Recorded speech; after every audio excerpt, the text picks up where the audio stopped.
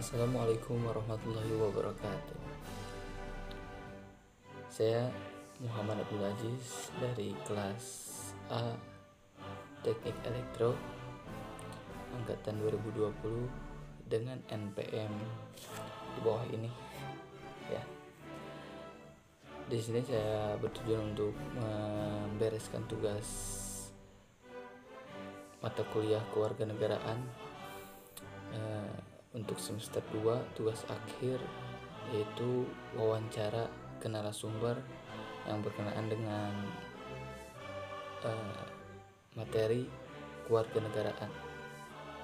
Untuk mempersingkat waktu, langsung ke wawancara. Cekidot.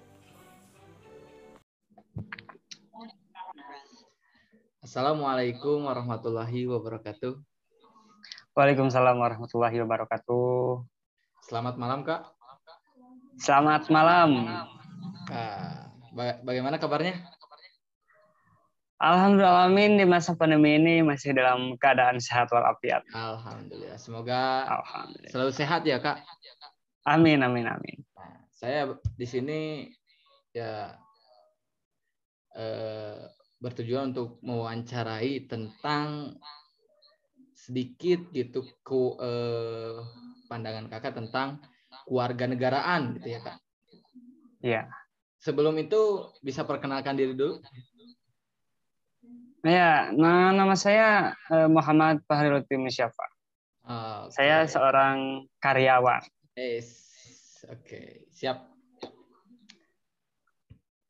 Seorang karyawan. Baik, untuk mengawalinya ya kita tahu sendiri bangsa Indonesia adalah bangsa yang berketuhanan, berkemanusiaan, bersatuan, kerakyatan, berkeadilannya. Pancasila itu sendiri. Pancasila bisa ideologi negara gitu. Nah, pandangan Kakak sendiri untuk nilai-nilai lima nilai Pancasila itu sendiri bagaimana tuh? Yang pertama dulu, berketuhanan tuh. Bagaimana? Berketuhanan yang Maha Esa. Ya. Jadi berketuhanan itu seperti apa ya? Menyatukan agama-agama yang ada di Indonesia. Kan agama yang ada di Indonesia itu beragam-beragam. Kita diajarkan untuk bertoleransi gitu. Kita juga mendapatkan hak untuk memeluk agama yang seharusnya dipeluk gitu. Jadi pada intinya adalah toleransi. Ketuhanan yang Maha Esa. Dan harus taat ke agamanya itu sendiri ya. Iya, betul. Karena semua agama mengajarkan kebaikan. Ya, semua agama itu mengajarkan kebaikan. Ya. Tidak ada sedikit pun agama yang mengajarkan tentang rasis atau kekerasan-kekerasan, tidak ada. Oke. Nah, yang kedua berkemanusiaan. Bangsa Indonesia berkemanusiaan. Bagaimana tuh, Kak? Berkemanusiaan yang adil dan beradab. Rakyat Indonesia menurut saya ya sangat-sangat berperi kemanusiaan. Yeah. Mereka baik kepada sesamanya, bukan hanya kepada sesama rakyat Indonesia, tapi Indonesia juga kan Palestina itu. Yeah. Kan? Indonesia memberikan bantuan-bantuan kepada Palestina, rakyat Indonesia memberikan bantuan-bantuan ke Palestina, gitulah. Oh, itu yang baru-baru ya, Kak, yang 150 ya, yang baru-baru itu. Ya, bentuk dukungannya ada. Ya, bentuk dukungan dari rakyat Indonesia. Gitu. Nah, itu untuk warga luar juga sudah memberikan contoh berperi kemanusiaannya, apalagi bangsa sendiri ya, Kak. Iya, betul. Nah, sekarang untuk persatuan nih. Persatuan bangsa Indonesia bagaimana nih sekarang? Sekarang ada oknum-oknum yang memecah belah, apa itu kayak KKB di Papua atau banyak contoh kasus lah ya, Kak. Bagaimana tuh pandangan Kakak sendiri tuh? Menurut saya sih orang-orang yang akan memecah belah Indonesia tidak ada lah. Ataupun ada, ya pasti akan cepat ditindaklanjuti atau pasti akan cepat tuh mungkin dihukum atau gimana kan orang-orang yang memecah belah. Contohnya kan di Papua ada yang namanya KKB kan. Iya. Sekarang TNI Polri lagi terjun ke sana untuk memberantas Iya. KKB itu, untuk menangkap KKB itu. Indonesia yakin sih tidak akan pernah terpecah belah. Iya. Persatuan Indonesia. Persatuan Indonesia. Karena ya. Nah, untuk kerakyatan bermusyawarah, bagaimana tuh Kak? Nah, ini dia yang bagusnya Indonesia itu orang-orangnya itu kalau menyelesaikan masalah itu dengan musyawarah dulu. Itulah yang menjadi istimewanya Indonesia itu. Iya. Kalau ada apa-apa selalu dimusyawarahkan. Iya. Jadi harus ada titik tengahnya secara Nah, itu. bermusyawarah, Baik. mufakat gitu. Seperti Baik. itu. Baik. Nah, untuk yang sila kelima nih Kak, banyak pro kontra lah untuk pandangan untuk tentang Indonesia yang berkeadilan. Bagaimana tuh Kak? Keadilan sosial bagi seluruh rakyat Indonesia. Kalau menurut saya saat ini keadilan di Indonesia kurang ditegakkan ya. Kurang ditegakkan, bukan tidak ditegakkan, tapi kurang ditegakkan. Banyak sekali kan di TV-TV memberitakan tentang rakyat kecil yang ditindas kan. Ya. Jadi hukum itu seolah di Indonesia itu masih tajam ke bawah gitu. Ya. Walaupun kita belum tahu fakta-faktanya ya Kak, tapi melihat sekilas gitu, ya sudah tampak gitu ya Kak. Iya kan rakyat Indonesia ya bisa menilai dengan sendirinya kan, bisa melihat dari televisi, berita-berita, internet, sosial media gitu. Jadi rakyat Indonesia bisa menilai hukum yang ada di Indonesia. Baik. Nah, untuk Pancasila itu sendiri ya alhamdulillah udah cukup lah. Nah, sekarang untuk hak dan kewajiban nih Kak. Hak dan kewajiban Kakak sendiri sudah dirasakan atau melaksanakannya? Ya, menurut saya sih sudah sih. Saya bisa memeluk agama yang saya ingin peluk gitu tanpa adanya hak untuk beragama gitu.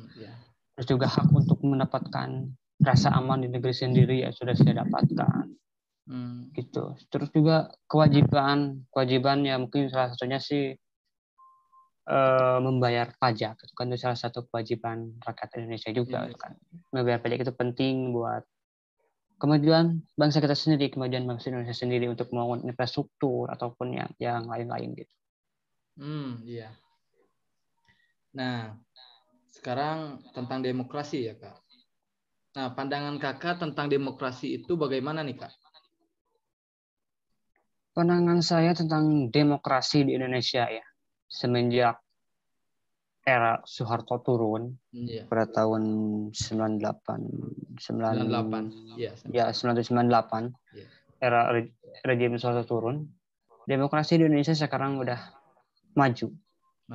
Sekarang presiden-presiden kan mulai dipilih oleh rakyat. Kalau dahulu pada zaman Soeharto kan ya Soeharto aja jadi presiden itu kan. Lama banget kan Soeharto memimpin bangsa Indonesia. Kalau nggak salah sampai 3 dekade ya? Iya. Rejim Soeharto akhirnya turun, digantikan waktu itu almarhum Pak B.J. Habibie jadi presiden. Dari sanalah mulai demokrasi mulai berjalan. Gitu. Sampai saat ini di era Jokowi, era reformasi. Baik. Mungkin untuk ya sekilas wawancara ini alhamdulillah udah ada pandangan-pandangan Kakak, semoga menjadi ilmu juga khususnya bagi saya ya. Umumnya bagi penonton gitu. Nah, untuk kata-kata penutup nih Kak, bagaimana nih? Untuk kata-kata penutup, ya. Intinya sih kalian harus lebih cinta aja sama negara Indonesia. Harus mencintai negara kita, harus bisa membela negara kita. NKRI harga mati. Kita harus bisa mencintai negara Indonesia, mencintai produk-produk Indonesia gitu. Agar Indonesia kan cita-cita Indonesia itu menjadi negara maju gitu. Ya. Ya dengan salah satu caranya dengan mencintai brand-brand lokal gitu, seperti itu. Jangan mau dipecah belah juga ya Kak. Ya jangan mau dipecah belah. NKRI harga mati. Mantap. Ya, dan bagaimana ya? Harus ikhlas juga dalam semua kebijakan. Ya kayak ya harus ikhlas juga sih kalau misalkan pemerintah Indonesia mengeluarkan kebijakan-kebijakan yang mungkin sedikit kontroversial ya kita harus bisa ikhlas sih. Seperti RRU KUHP kan. Itu sangat-sangat kontroversial. Iya. Tapi saya yakin pemerintah membuat rancangan undang-undang tersebut dengan pemikiran yang sangat matang. Iya. Itu juga demi kemajuan bangsa Indonesia. Kalau sekiranya ada yang kurang berkenan dari rancangan undang-undang itu ya silahkan saja untuk memberikan kritiknya secara benar, tidak arogan, tidak konstitusional ya. Iya, betul. Bukan jangan apa ya secara arogan lah seperti ngelempar batu ke istana gitu kan, saya gak mungkin gitu. Capek-capek bikin ya istana itu megah-megah. Iya. Iya. Baik. Seru untuk wawancara kali ini, seru banget. Nah, mungkin itu saja. Sebelumnya terima kasih atas waktunya, atas pandangan kakak sendiri itu, dan ya itu aja. Ya, sama-sama. Semoga, dan juga saya mohon maaf apabila pendapat saya ada yang salah, ada yang melenceng, ya saya mohon maaf. Mungkin dicukupkan sekian. Assalamualaikum warahmatullahi wabarakatuh. Waalaikumsalam warahmatullahi wabarakatuh.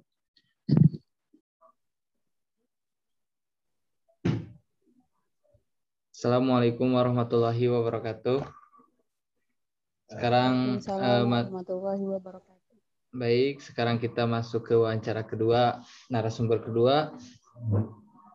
Untuk wawancara selanjutnya, bisa perkenalkan diri dulu, Teh. Dengan siapa? Nama aku Neng Mariam Parerina. Status sebagai pelajar di Universitas Pendidikan Indonesia. Terus tinggal di Bandung. Itu sih. Oke. Baik. Nah, langsung mempersingkat waktu, langsung ke pertanyaannya, Teh. Sekarang tentang Pancasila, apakah sistem Pancasila dari 5 sila itu sudah dijalankan dengan baik di bangsa Indonesia ini? Izin menjawab. Menurut aku untuk pengaplikasian Pancasila itu sudah cukup berjalan baik di Indonesia gitu. Yang kita tahu bahwa pertama itu kan sila pertama itu tentang ketuhanan yang Maha Esa. Kita tahu bahwa rakyat Indonesia itu memiliki percaya akan agama gitu, memiliki Tuhannya gitu. Meskipun ya mereka menjalankannya sesuai ajaran agamanya masing-masing gitu. Terus untuk sila kedua itu kan kemanusiaan yang adil dan beradab, itu juga sudah cukup diterapkan dengan baik di Indonesia gitu. Karena yang kita tahu bahwa ya masyarakat Indonesia itu tidak dibeda-bedakan gitu. Mereka memiliki hak dan kewajiban yang sama gitu. Kemudian yang ketiga itu persatuan Indonesia, yang kita tahu meskipun Indonesia beragam, beraneka ragam, suku, ras, agama tuh, tapi tetap kan mereka tuh apa sih itu gitu, sesuai dengan apa sih ya yang kita punya gitu, semboyan yang kita punya Bhinneka Tunggal Ika, dan itu akan di Indonesia. Kemudian yang keempat itu kan yang dipimpin oleh Hikmat Perwakilan, itu juga Indonesia sudah diterapkan dengan baik, karena yang kita tahu bahwa negara Indonesia itu kan demokratis, jadi suara rakyat tuh mereka dengar gitu, harus mereka dengar bahwa kepemimpinan tertinggi di negara ini tuh rakyat gitu. Kemudian yang kelima itu keadilan sosial bagi seluruh rakyat Indonesia. Itu juga sudah cukup baik diterapkan, bahwa apa sih, ya rakyat tuh menjalankan peranan penting gitu di negara ini. Itu sih menurut aku di Pancasila tuh udah jadi patokan yang sangat baik gitu di Indonesia. Ya, baik. Terima kasih atas jawabannya. Nah, sekarang tadi ada kata-kata demokrasi ya Teh. Nah, sekarang langsung masuk ke materi demokrasi. Nah, untuk demokrasi di Indonesia sendiri, bagaimana pandangan Teteh gitu? Apakah masih ada kekurangan atau sistem yang kurang atau kebijakan-kebijakan atau gimana? Iya, yang aku rasakan gitu selama aku jadi mahasiswa ya, kalau dulu pas masih pelajar SMK gitu, kayak apa sih gitu peranan kita sebagai pelajar tuh apa sih gitu, kayak belum kerasa gitu, kayak peran kita tuh sebagai bangsa Indonesia tuh ngapain gitu, jadi belum kerasa. Tapi semenjak aku jadi mahasiswa gitu, kayak oh iya ya, suara aku tuh harusnya didengar gitu, sama apa sih, sama pemimpin kita gitu, kayak pemimpin kita ngelakuin apa tuh kita tuh harusnya menyikapi itu, apakah itu baik atau enggak gitu. Nah, yang aku rasakan selama jadi mahasiswa ini tuh kayak mungkin suara kita sebagai mahasiswa tuh didengar oleh sebagian pemimpin kita, namun ya ada kalanya si pendapat kita tuh nggak didengar gitu oleh pemimpin. Kayak banyak kan mahasiswa yang demo gitu, namun ya mereka tuh nggak apa sih, kayak bukan nggak ngelihat sih, kayak nggak apa ya, kayak kita tuh cuman didiemin aja gitu, kayak suara kita tuh nggak didengar gitu, kayak acuh gitu. Padahal ya kita juga ngelakuin itu tuh bukan semata-mata pingin ngerecokin bangsa gitu, tapi kan kita pengen membawa perubahan gitu. Dan yang aku rasa ya demokratis di negara ini tuh mulai berkurang gitu. Ya, menarik sekali. Peran mahasiswa juga kan ada bahasa agent of change ya Teh. Iya. Sebagai perubahan. Perubahan kan? Ya. Nah, sekarang untuk hak dan kewajiban nih Teh. Hak dan kewajiban kita sebagai masyarakat, sebagai mahasiswa bagaimana tuh Teh? Tentu kan kalau kewajiban kita harusnya patuh gitu terhadap aturan negara, terus apa sih, menjalankan setiap kewajiban yang wajib dijalankan oleh ya warga negara gitu. Tapi kan juga punya hak untuk bersuara gitu. Nah, harusnya suara kita tuh didengar, yang tadi aku sebutkan kan, harusnya suara kita tuh didengar oleh para pemimpin gitu. Itu sih paling. Oh iya. Nah, sekarang ke materi HAM. Nah, apakah HAM di Indonesia sudah berjalan baik, Teh? Atau ada golongan yang pro ke HAM atau enggak gitu? Bagaimana, Teh? Mungkin kalau untuk golongan kurang tahu ya. Tapi untuk apa sih menjalankan HAM-nya sendiri tuh menurut aku di Indonesia tuh udah baik gitu, karena ya setiap itu nggak beda-beda gitu di negara ini gitu. Terus kayak apa sih namanya, perempuan, anak gitu sekarang tuh di Indonesia kayak terjamin gitu, kayak karena mungkin apa sih sosial media juga ya, mungkin ada sesuatu kejahatan pun udah bisa diekspos gitu ya, jadi kayak lebih mudah gitu kayak menyikapinya gitu, kayak memperbaiki hal itu teh udah gampang gitu karena kita tahu gitu, jadi kayak mudah dilihat gitu pelanggaran tuh apa saja gitu, jadi kayak mudah juga buat diselesaikan gitu. Baik. Mungkin wawancara singkat, banyak ilmu yang khususnya bisa saya dapatkan dan mungkin bisa berguna bagi penonton gitu ya. Nah, kata-kata terakhir untuk mahasiswa dulu nih, Teh. Teteh kan semester berapa, Teh?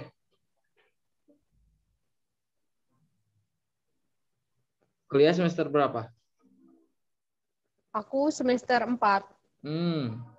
Nah, untuk mahasiswa nih kata-kata dari kata dari ya, pesan dari Teteh untuk mahasiswa bagaimana, Teteh?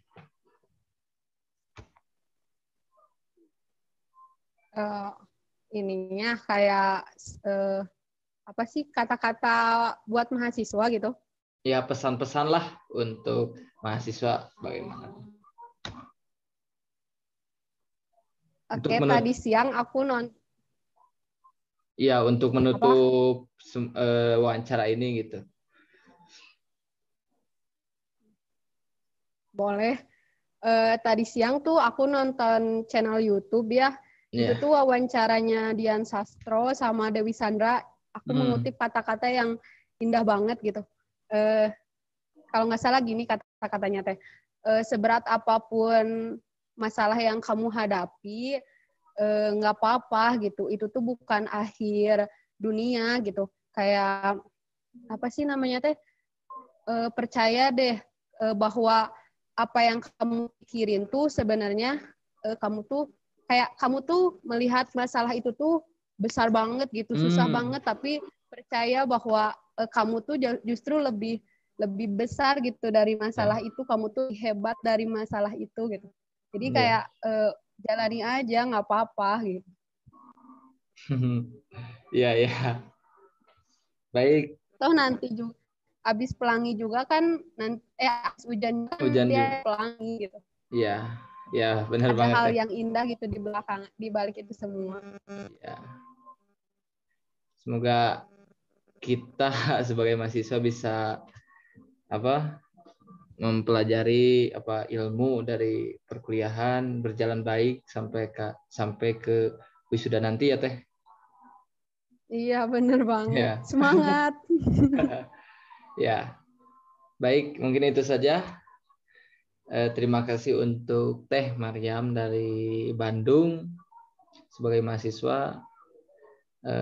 Wawancara kali ini dicukupkan.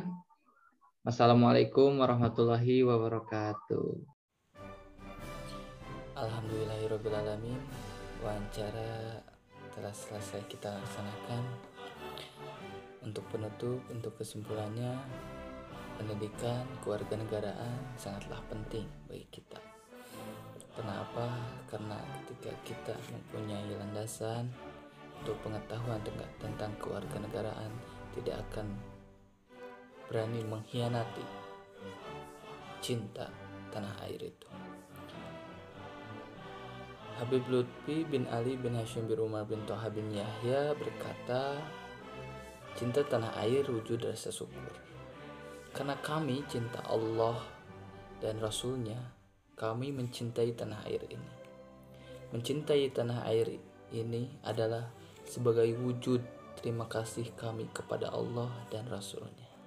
Untuk itu, cintailah NKRI, bela sampai titik daerah penghabisan, jangan sampai mau dipecah belah. Wassalamualaikum warahmatullahi wabarakatuh. Jaya NKRI.